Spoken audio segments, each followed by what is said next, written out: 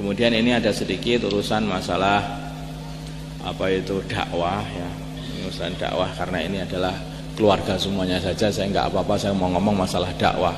Ada ikhtilaf dalam dakwah ini loh. Ini, karena ini saya anggap saya ini keluarga saya, jadi saya ngomong semaunya saja, ya nggak apa-apa. Mau apa? Nggak ada orang lain. Maksudnya ini, masya Allah, saya itu betul-betul merasa agak sakit ya, melihat perkembangan dakwah. Kalau dakwah itu satu banyak pecah, kemudian orang dakwah ada yang benci sana, benci sini, benci temannya, saling bermusuhan, ikhtilaf dengan temannya. Itu jadi susah, betul-betul saya susahkan itu sebetulnya.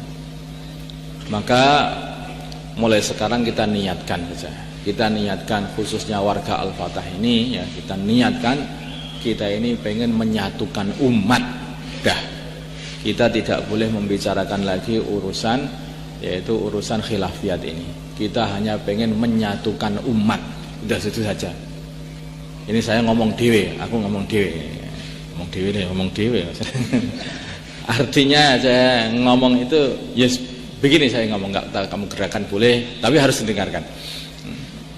Nah, kita pikir supaya menyatukan umat, maka kita kembali lagi kepada pelajaran yang telah diberikan oleh para masyayikh zaman dulu, yaitu kita hanya membicarakan urusan la ilaha illallah Muhammad Rasulullah, nan sifat itu saja, tidak usah membicarakan yang lain.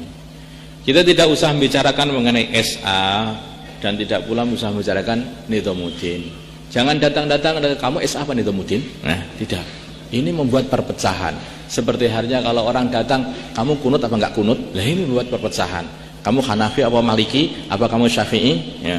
Kamu Hanafi ya? Oh, dulu Imam Syafi'i itu yang membunuh orang Hanafi. Ya ini kamu itu. Bagaimana ini tidak membuat perpecahan? Tentu saja akan membuat orang perpecahan.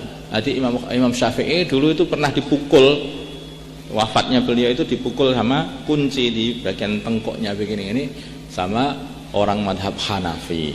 Lah kalau itu kamu katakan, bagaimana yang terjadi? Berantem sama orang dia dan pakesan kamu akhirnya. Ya. Maka tidak usah dibicarakan urusan khilafiyat itu. Akhirnya beliau wafat karena itu. Beliau wafat karena pukul itu. Belum tahu ya? Oh, untung belum tahu. Kalau sudah tahu mesti kamu buat ngelok-ngelok nih orang Hanafi nggak akhirnya. Untung nggak tahu.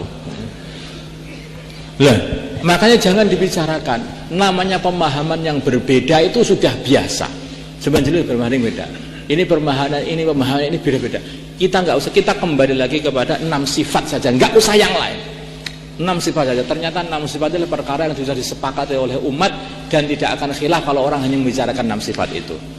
La ilaha illallah Muhammadur Rasulullah, bicara urusan salat, bicara urusan ilmu dan zikir, dan bicara urusan ikramul muslimin, urusan ikhlas dan urusan perjuangan. Udah, itu mesti rukun kabeh. Kelewat sangka iki padu, Bang. Nah, maka kita nggak usah bicara urusan SA Nizamuddin, nggak usah, tidak ada ini. Alhamdulillah Indonesia ini sekarang sudah mereda karena tidak ada pembicaraan, sudah mereda, sudah alhamdulillah. Tapi ternyata di negeri lain itu seperti Thailand kemarin itu baru mulai. Jadi di sini sudah nggak musim, di sana baru dimusimkan. Nah, kayak iwak lohan ya kan. Nah. Tapi bukan berarti maksudnya itu terus nyampur tertib, tidak begitu kan? Nggak boleh bicara ikhtilaf. Ngoten ya? Ya kalau urusan tertib itu beda lagi. Urusan tertib itu biasa kita. Ya kayak orang punya madhab begitu loh. Tidak talfik itu aja. Tetapi kita tetap menghormati, kita mengziarahi, kita tetap tidak semuanya tidak masuk surga. Semuanya ahlul la ilaha illallah masuk surga. Sudah saja. Paham ya insyaallah ya? Nah, itu aja. Sudah seperti itu. Ini kan semuanya sebetulnya orang korban tetapi kena fitnah pertengkaran. Akhirnya kalau kita berbicara urusan pertengkaran ini bisa-bisa amalan kita habis, korban-korban kita habis, sementara yang diem malah selamat. Yang tidak boleh itu talfik, tetapi membicarakan itu bisa menghancurkan amalan kita sendiri. Kurang lebihnya begitu. Jadi dalam madhab fikih itu kan kita nggak boleh talfid, yaitu mencampur aduk antara hukum Hanafi dengan hukum Syafi'i. Aku nek urusan nikah aku tak melot Imam Hanafi saja yang nikah tanpa saksi gitu saja. Nah, kan ada wanita bisa menikahkan diri sendiri. Nah, itu menurut Imam Abu Hanifah seperti itu, walaupun muridnya tidak setuju dengan seperti itu. Yang dipakai itu nggak dipakai itu, tapi pengen madhab-madhab yang agak sat-sat begitu. Lah kalau orang seperti itu bagaimana? Nah, nanti kalau urusan madhab Syafi'i cari dhab yang halal. Nah, karena madhab Hanafi dhab itu haram. Kenapa dhab haram? Karena dianggap itu adalah perkara yang menjijikkan.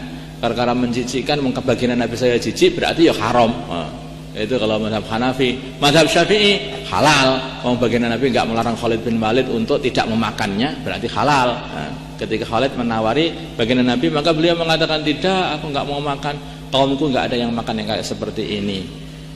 Di sedikit disarahnya disarahkan ini baginda Nabi tidak mau makan karena beliau jijik dengan binatang namanya dhab itu. Dhab itu kayak kadal, nah, kadal gurun pasir itu. Baginda Nabi tidak mau memakannya. Nah ini jangan dibicarakan yang seperti itu. Kalau diwala-wala yang enak akhirnya dilakoni, yang akhirnya dipilih-pilih lah seperti itu, nanti akhirnya jadi madhab kocar-kacir namanya itu, tidak punya madhab. Nah, maka kita harus bermadhab dengan baik. Talfik itu yang nggak boleh. Tetapi bukan berarti terus ketika kita ini menjadikan masalah itu jadi peruncing, kemudian jadi berantem. Tidak. Pemahaman berbeda-beda. Mungkin juga memang seperti itu. Orang berdakwah itu juga berbagai macam-macam. Ada NU itu juga punya dakwah, ada Muhammadiyah dakwah, orang Tabligh juga punya dakwah. Jadi dakwah itu mempunyai cara-cara yang, tapi jangan sampai dimusuhi gitu loh. Paham sih ya? Ya mungkin dulu malah sampai mengatakan ya memang pemahaman dalam dakwah sekarang sudah terpecah menjadi dua. Ada seperti itu. Ya sudah kalau begitu itu, kalau sudah.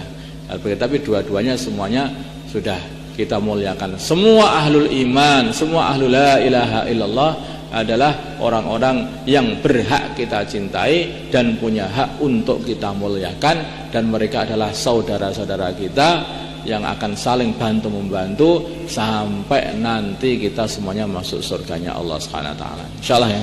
Nah, maka kita ziarahi, kita datangi, kita terus ikram terus begitu itu.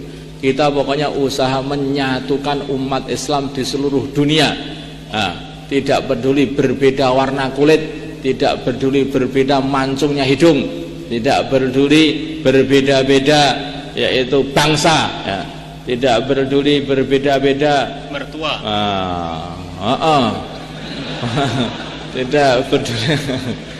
Ya. Jadi pokoknya semuanya umat Islam itu adalah saudara-saudara kita, begitu saja. Kita mulai dari diri kita sendiri. Kita mulai dari diri kita sendiri. Insyaallah ya.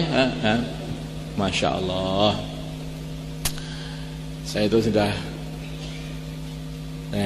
ini cerita. Itu untuk diri saya sendiri. Tapi. Ini ada. Alumni diberi waktunya. Pak Harwi, Pak, enggak usah kan dengerin Pak diberi. Ya, dilihat waktunya, kalau ada waktu, mungkin insyaallah.